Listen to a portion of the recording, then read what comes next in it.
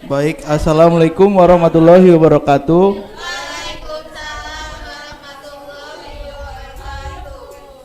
Ya, sebelum memulai pelajaran, alangkah baiknya kita mulai dengan berdoa terlebih dahulu. Ya, coba Hani pimpin doa dalam hati aja.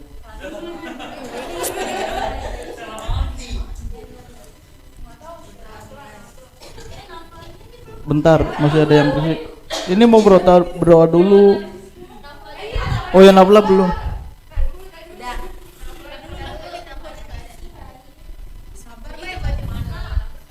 Pak Guru nih.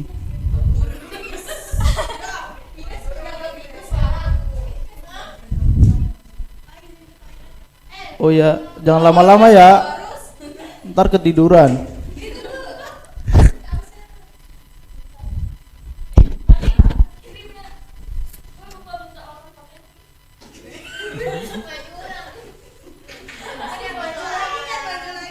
Jangan tanya ya.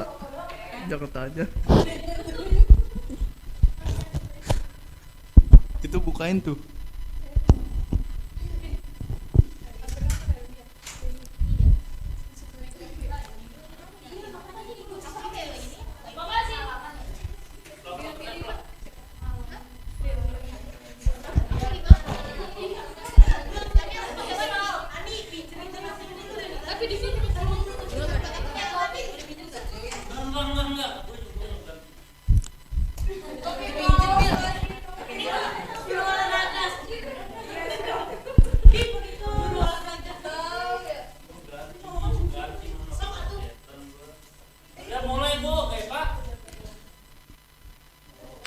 Itu Aisyah belum duduk. Nanti ya.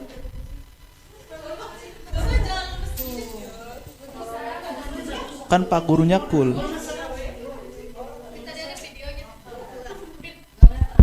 Kan emang di videoin. Videoin.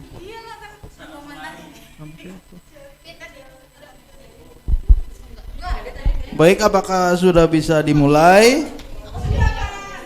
Tolong tenang ya. Ayo Hani pimpin berdoa teman-temannya. Udah belum? Udah, itu masih ada yang ngomong.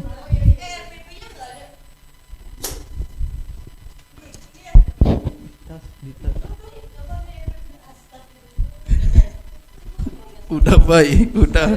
Pak Guru nih. Pak Guru nggak ada. Ya, udah. Gue cocok gak sih? Oh, ya, mari sebelum belajar kita baca doa terlebih dahulu. Baca doa mulai.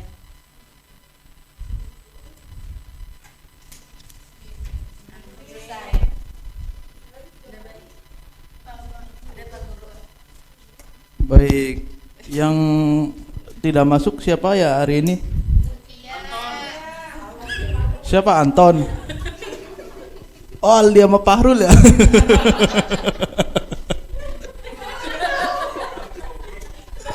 yang nggak masuk siapa? Mutia. Terus? Udah. Kenapa? Ya, kita doakan semoga cepat sembuh dan juga cepat berkumpul lagi bersama kita ya. Ya baik, di sini Pak Guru akan menjelaskan mengenai konsep dan kebijakan serta dampak kebijakan perdagangan internasional. Di sini ada yang tahu apa itu perdagangan internasional? Terus?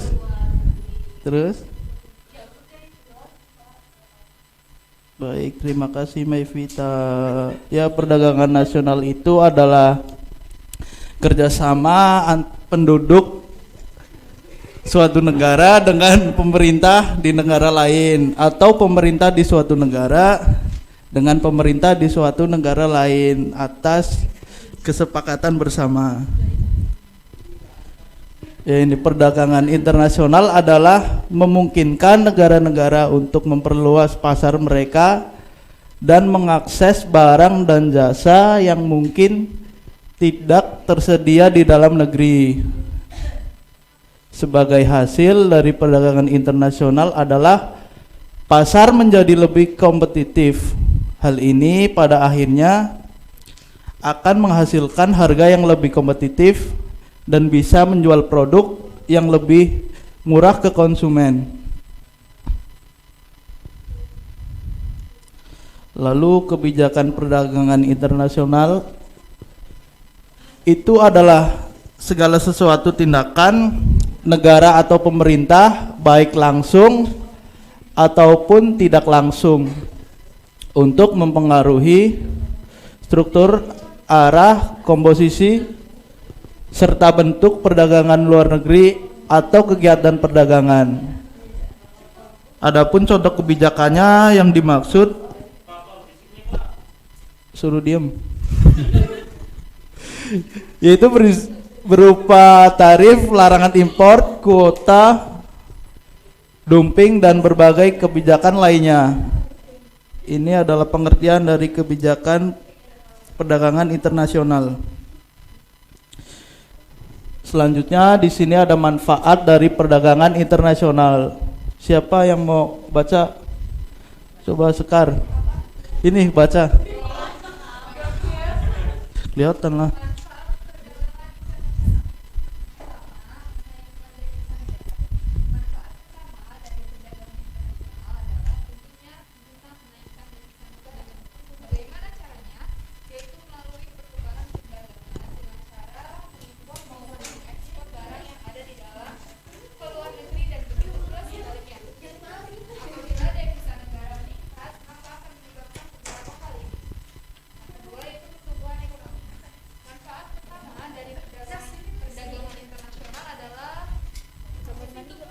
Iya, silakan, jangan lama-lama ya, gantian.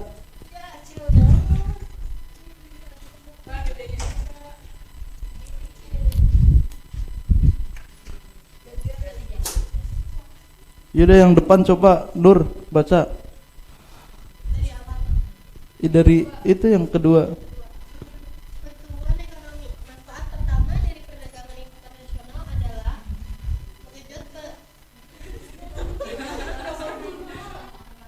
Pertumbuhan ekonomi. menggenjot pertumbuhan ekonomi. Pertumbuhan ekonomi atau kenaikan produk nasional bruto atau GDP ini dihasilkan melalui faktor produksi milik warga negaranya yang tinggal di dalam maupun luar negeri dan warga negara yang tinggal di dalamnya maupun yang tinggal di luar negeri tidak termasuk dalam GDP. Jadi hanya faktor produksinya saja. Yang ketiga ada mempengaruhi stabilitas harga ekspor. Harga barang ekspor. Stabilitas harga yang dimaksud merupakan cara pemerintah mempertahankan harga ketika terjadi fenomena inflasi yang mulai meninggi. Inflasi sendiri merupakan peningkatan ketersediaan uang sehingga dapat menyebabkan kenaikan harga barang. Lalu yang keempat ada eksistensi tenaga kerja. Eksistensi tenaga kerja merupakan salah satu faktor yang dapat memengaruhi kelancaran dari segala tindakan yang berhubungan dengan pengadaan barang maupun jasa. Sudah Pak. Ya, ini selanjutnya yang kelima, untuk memenuhi kebutuhan di negara lain. Manfaat pertama dari perdagangan internasional adalah sebagai pemenuhan kebutuhan, terutama yang belum bisa diproduksi di dalam negeri. Kerjasama perdagangan internasional dapat membuat negara lain yang tidak memiliki barang maupun jasa yang diinginkan menjadi terpenuhi. Contohnya seperti Indonesia merupakan salah satu negara di Asia yang mengolah kedelai menjadi tempe. Berbeda dengan negara di Eropa maupun Amerika. Oleh karena itu, dengan menjalin kerjasama dengan negara-negara di Eropa maupun Amerika, negara tersebut dapat memenuhi kebutuhan pangan nabatinya, yaitu kedelai yang diolah menjadi tempe. Begitu pula sebaliknya, perdagangan internasional adalah dilakukan dan disetujui oleh kedua negara yang bekerja sama untuk memenuhi kebutuhan yang ada di negara lain. Ketika negara tersebut tidak dapat memproduksi kebutuhan yang dimaksud, alasan dapat memproduksi kebutuhan tersebut bisa bermacam-macam. Salah satunya adalah iklim negara yang berbeda. Yang keenam, memperoleh keuntungan internal serta eksternal. Kebijakan perdagangan internasional adalah tentu memiliki tujuan untuk mendapatkan keuntungan secara internal maupun eksternal. Seperti yang telah dijelaskan sebelumnya, negara tidak akan mampu untuk memenuhi kebutuhan penduduknya apabila negara tersebut tidak melakukan kerjasama dengan negara lain dan hanya mengandalkan dana atau anggaran dari pungutan pajak saja. Oleh karena itu, untuk memenuhi kebutuhan penduduk, negara akan berusaha meraih keuntungan yang dapat diperoleh melalui persetujuan kerjasama perdagangan internasional antar negara. Yang ketujuh, memperluas pasar. Tujuan dari perdagangan internasional adalah untuk memperluas pasar. Perdagangan internasional memiliki tujuan agar sebuah perusahaan yang ada dalam negara tersebut dapat menjalankan mesin produksinya secara maksimal dan dapat menjual stok produknya tanpa perlu mengkhawatirkan kelebihan produksi yang dapat mengakibatkan turunnya harga produk maupun jasa yang dijual. Yang kedelapan, transfer teknologi modern. Di sini diartikan juga dilakukan demi memperoleh keuntungan dalam hal teknologi modern yang tidak bisa atau belum diproduksi diperoleh dari dalam negeri sehingga membutuhkan kerjasama dengan pihak luar. Selanjutnya ada faktor pendorong perdagangan internasional. Coba topik baca yang keras.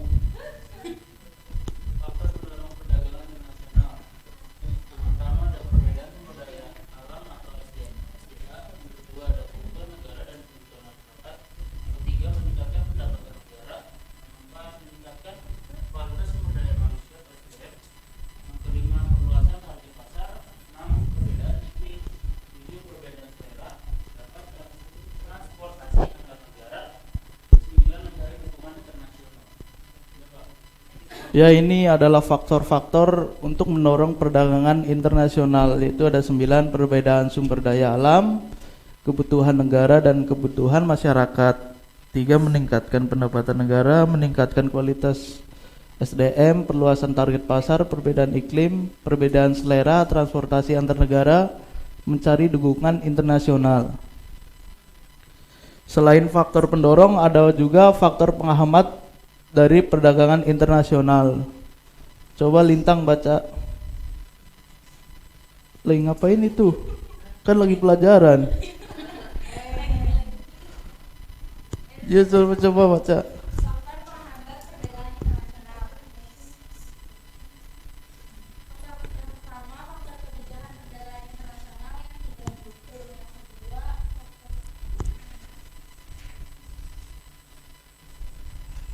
Yang mana?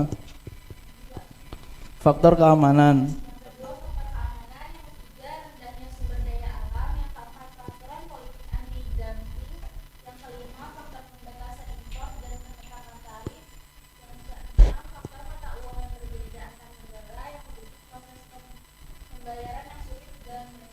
Ya, selain ada faktor pendorongnya, juga ada faktor penghambat dari perdagangan internasional. Lalu di sini dijelaskan teori keunggulan mutlak atau absolut. Adam Smith merupakan orang yang mengemukakan teori keunggulan mutlak.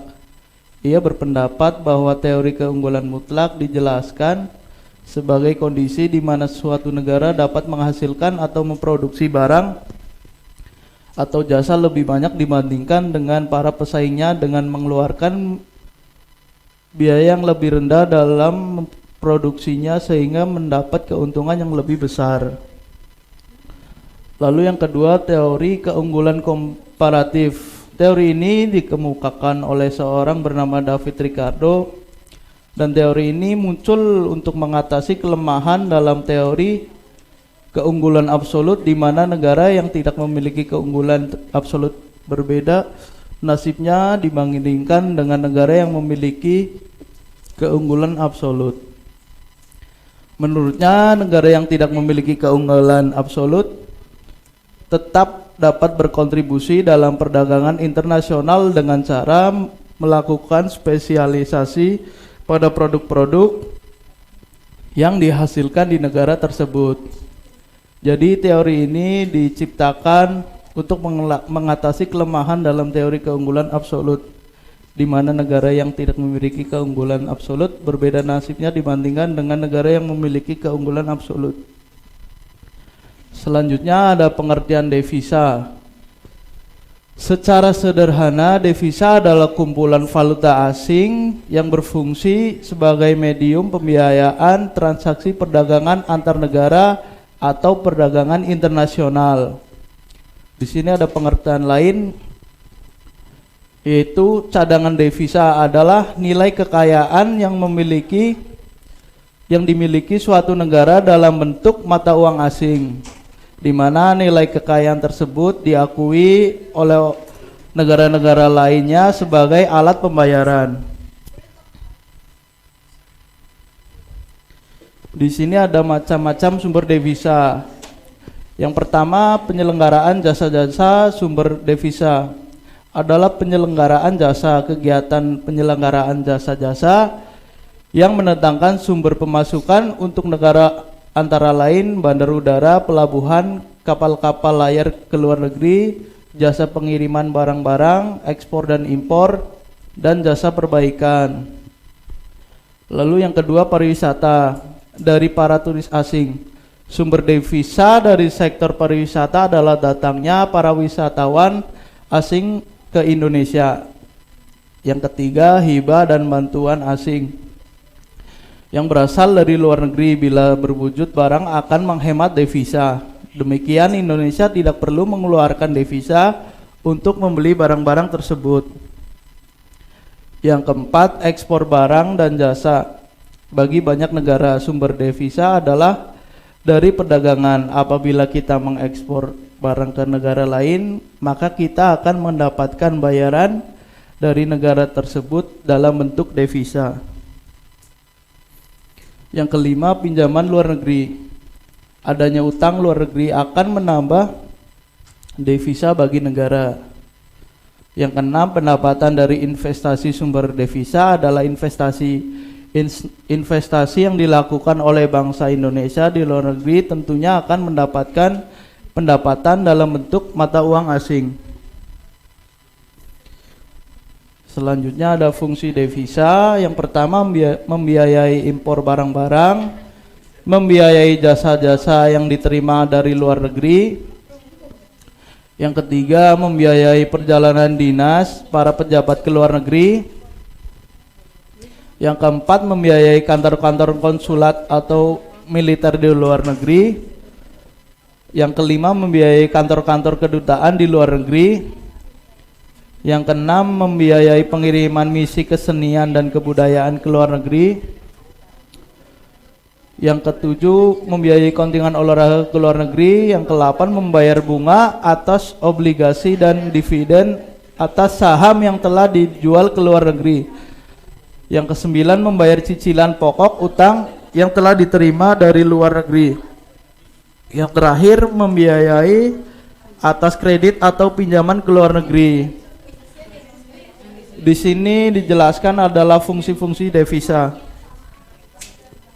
Bisa diam nggak? Bisa dilanjut nggak nih? Bisa. Selanjutnya ada pengerjaan kurs. Coba Vinka baca. Menurut ahli ekonomi Fabuzi dan Franco, pengertian kurs adalah jumlah status mata uang yang bisa ditukar per unit mata uang lain atau harga satu mata uang dalam mata uang lainnya. Sedangkan menurut Kanada, pengertian kurs adalah harga mata uang suatu negara relatif terhadap mata uang negara lain. Nilai mata uang punya peran penting dalam keputusan perbelanjaan karena kurs memungkinkan kita menerjemahkan harga-harga dari berbagai negara ke dalam suatu bangsa yang sama.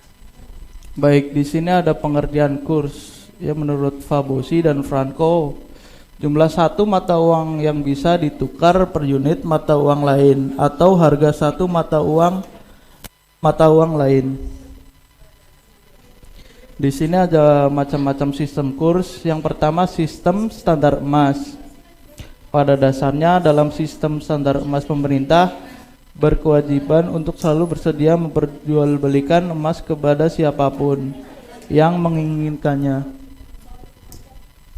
Yang kedua, sistem kurs mengambang. Sistem kurs mengambang adalah suatu sistem devisa di mana kurs suatu mata uang dengan mata uang yang lain dibiarkan untuk ditentukan secara bebas oleh tarik-menarik kekuatan pasar.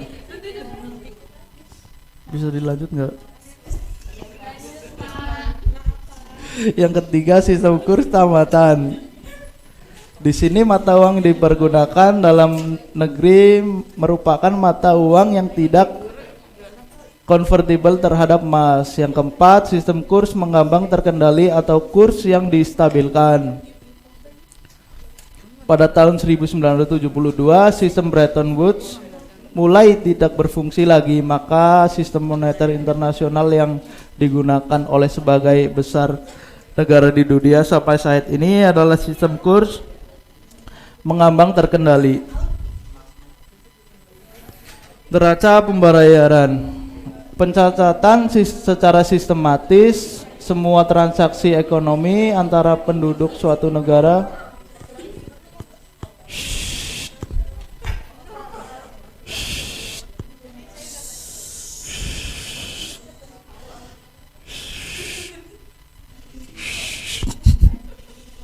Pencatatan secara sistematis semua transaksi ekonomi antara penduduk suatu negara dan penduduk negara lain yang menimbulkan pembayaran antar negara dalam jangka waktu tertentu, biasanya 1 tahun. Suatu neraca pembayaran dikatakan surplus apabila terdapat kelebihan dana dan perdagangan dan investasi dibandingkan dengan kewajiban-kewajiban yang dibayarkan kepada negara lain. Secara singkat dapat dikatakan neraca pembayaran adalah catatan yang sistematik tentang transaksi ekonomi internasional antara penduduk negara itu dengan penduduk negara lain. Baik, sampai sini apakah sudah paham?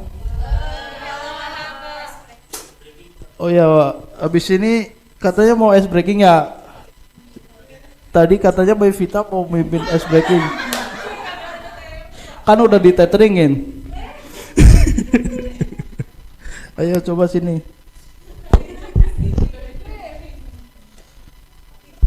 Gimana maju?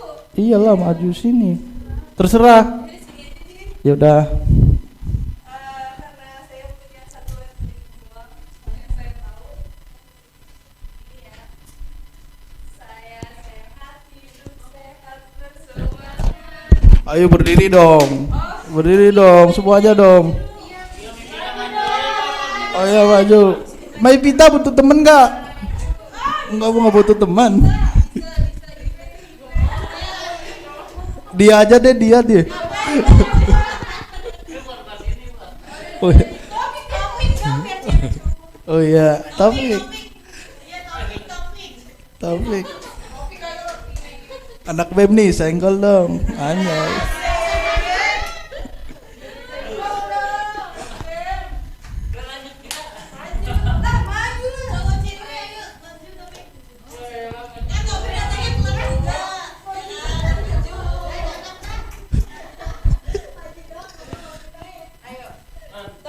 Lama juga nggak apa-apa. Udah. Nah, lu sini Pak. Mana Pak? Yaudah. Ya, gini ya. Saya sehat, hidup sehat, bersemangat. Saya sehat, hidup sehat, bersemangat. Saya sehat, saya hidup. Saya sehat, saya hidup. Oh, balik. Sehat, hidup sehat, bersemangat. Lagi dong, suruh berdiri dong semuanya. Kan biar semangat. Ayo kita berdiri ya teman-teman.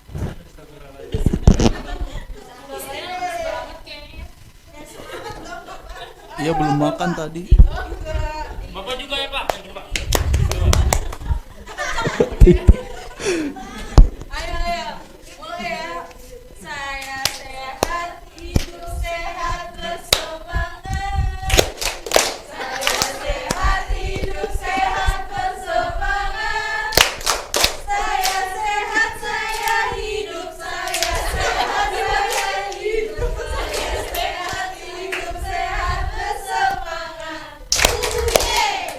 Udah, ore, ore.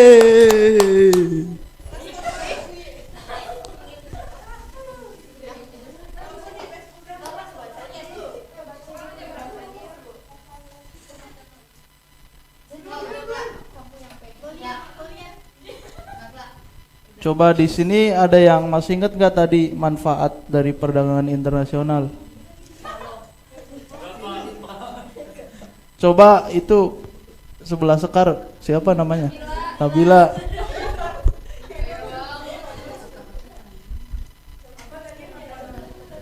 Perdagangan internasional.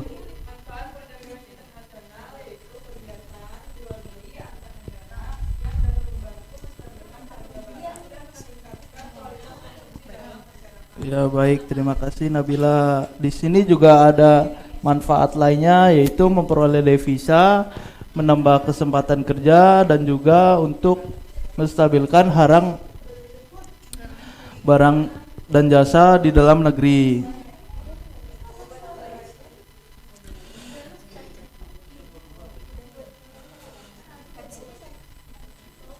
Di sini Pak Guru akan memberikan tugas individu.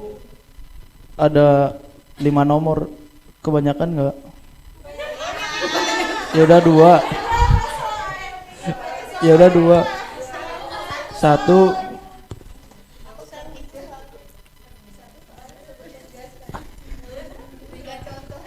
Ayo dicatat nih tugasnya nih buat minggu depan. Yang pertama, sebutkan 9 apa tujuan negara menerapkan 9 tujuan negara menerapkan kebijakan tarif dalam penjualan internasional. Udah? Selanjutnya ulang. 9 tujuan suatu negara menerapkan kebijakan tarif dalam penjualan internasional.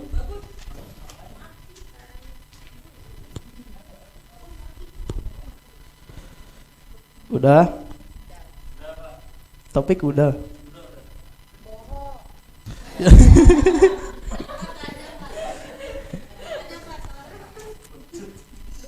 Yang kedua, mengapa kebijakan impor yang dilakukan suatu negara dapat menghambat perdagangan internasional.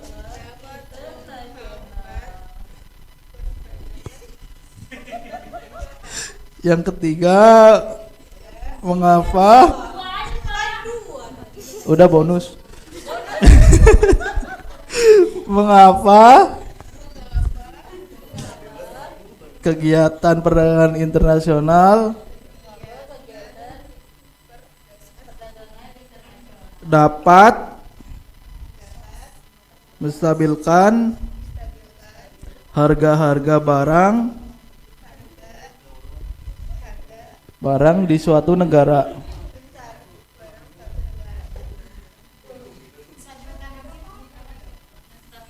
Harga-harga barang di suatu negara. Yaitu mau lagi nggak tugasnya? Nggak. Udah. Ya udah paham kan mengenai tugasnya. Kalau nggak paham bisa tanya ke teman-temannya ya. Dikumpulinya kalau mau UAS aja nggak apa-apa. Itu untuk T1 ya. Ditulis tangan dong. Minimal 1 nomor 300 kata nggak apa-apa. Kamu mau Vita ngapain www gitu?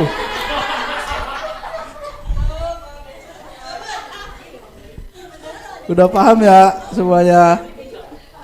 Ya sebelum mengakhiri apaan? Jangan dong. untuk mengakhiri pertemuan kali ini, coba untuk menyimpulkan, coba Aulia itu ngantuk kenapa habis ronda kemarin?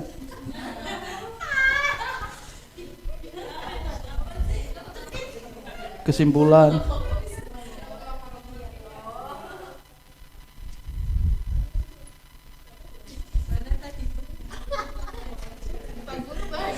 Coba Aulia udah ketemu. Iya, coba dengerin nih, dengerin. Perhatiin, masa par guru terus yang merhatiin.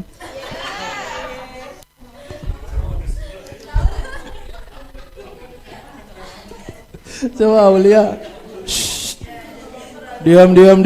Shh. Nanti dulu.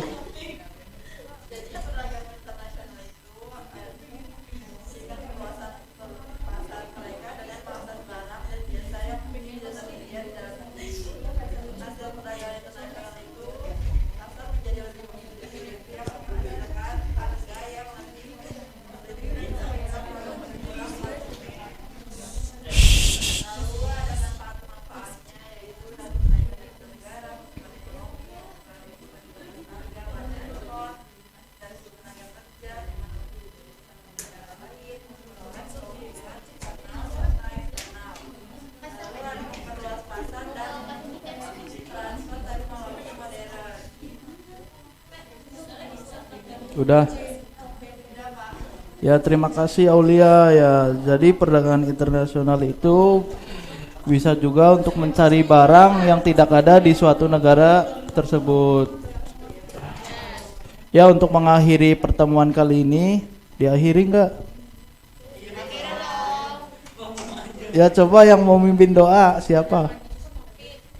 Topik. Ya udah, Topik. Diam.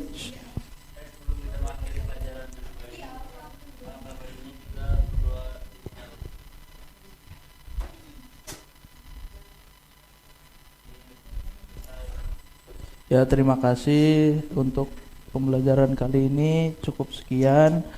Kurang lebihnya mohon maaf. Wassalamualaikum warahmatullahi wabarakatuh.